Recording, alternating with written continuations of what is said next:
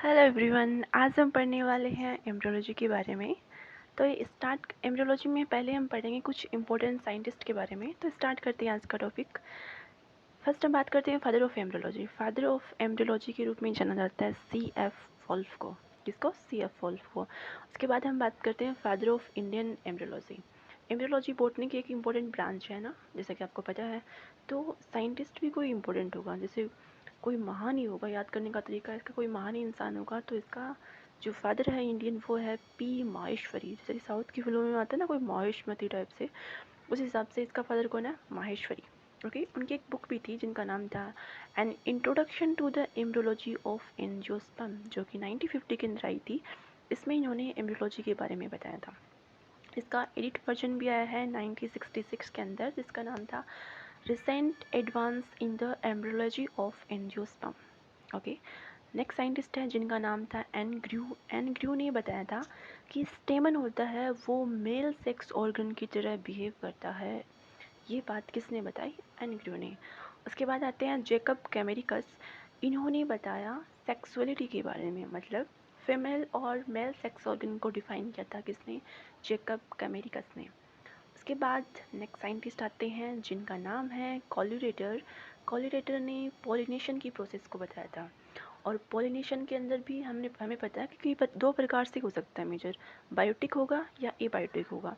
और बायोटिक के अंदर एक टाइप आता है इंसेक्ट पॉलिनेशन का, उसके बारे में बताया था किसने? कोल्यूरेटर ने। ओके। उसके बाद में नेक्स्ट साइंटिस्ट आते हैं जिनका नाम था एमीसी। एमीसी ने डिस्कवर किया था पोलन ट्यूब को। किसको डिस्कवर किया था? पोलन ट्यूब का। उसके बाद में नेक्स्ट साइंटिस्ट आते हैं, ये जो दो साइंटिस्ट हैं ये इम्पोर्टेंट है। आरपीसी के तो ये फेवरेट हैं, उनकी बहुत से एग्जाम के अंदर ये पूछा जा चुका है कि सिनगेमी प्रोसेस की डिस्कवरी किसने की थी? तो स्ट्रासबर्गर ने। S four Strasburger, S four syngamy. और एक आती है डबल फर्टिलाइजेशन, उसको डिस्कवर किया था नवाज़ ने। S.G. नवाज़, नाम तो सुना ही होगा, है ना। तो उन्होंने डिस्कवर किया था डबल फर्टिलाइजेशन। तो इन शॉर्ट, हालांकि आगे तो हम डिटेल में पढ़ेंगे, लेकिन इन शॉर्ट आपको बता दूं कि ये होता क्या है। जैसे हम एम्ब्रियोसेक की स्टडी करते हैं तो एम्ब्रियोसेक के अंदर दो पार्ट होते हैं। एक पार्ट होता है माइक्रोपेल एंड होता है, दूसरा जो एंड होता है उसको बोलते हैं जेलेजल एंड। माइक्रोपेल जो एंड होता है उसमें तीन सेल्स प्रेजेंट होती हैं। तीन सेल्स में एक सेल लार्ज होती है बाकी दो के कंपेरिजन में, उस सेल को बोलते हैं एग सेल।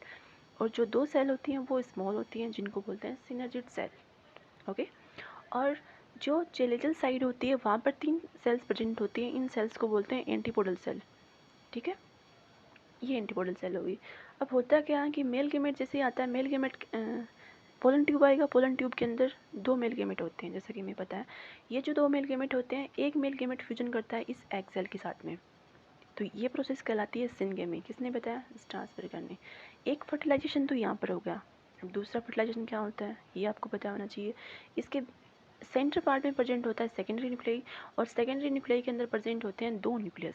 इन दो न्यूक्लियस के साथ में एक मेल गेमेट फ्यूज करता है, तो दो फर्टिलाइजेशन होगी ना, एक यहाँ पर हो गया एक यहाँ पर हो गया। तो ये डबल फर्टिलाइजेशन की जो प्रोसेस है ये किसने बताई थी?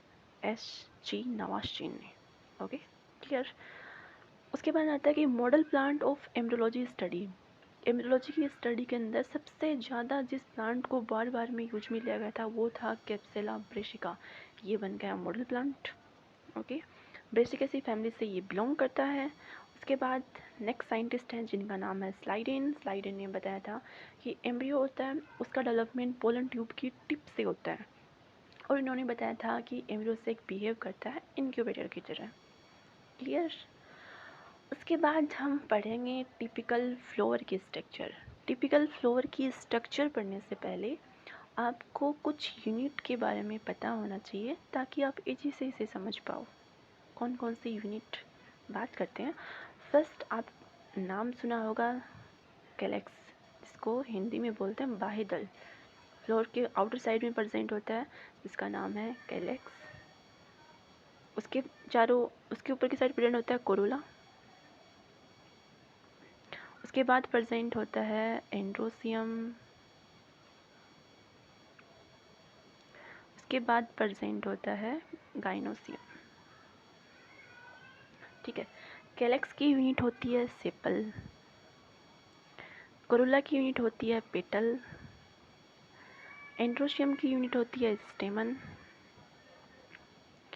और गाइनोसियम की यूनिट होती है कार्पल या पिस्टिल। ओके, ये आपको पता होना चाहिए।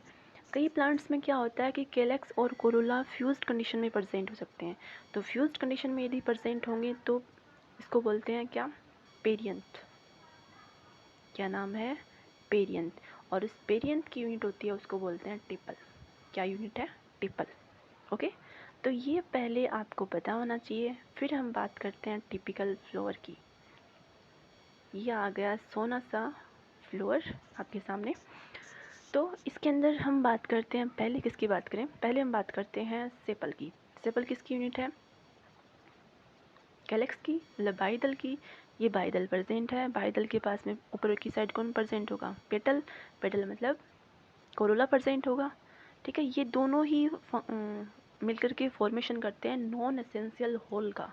अब ये नॉन एसेंशियल होल क्या हो गया, नॉन एसेंशियल होल वो होता है जो कि रिप्रोडक्शन की जो प्रोसेस होती है उसमें पार्टिसिपेट नहीं कर सकता, इसलिए इसको बोलते हैं नॉन एसेंशियल, कि भाई काम का नहीं है ना।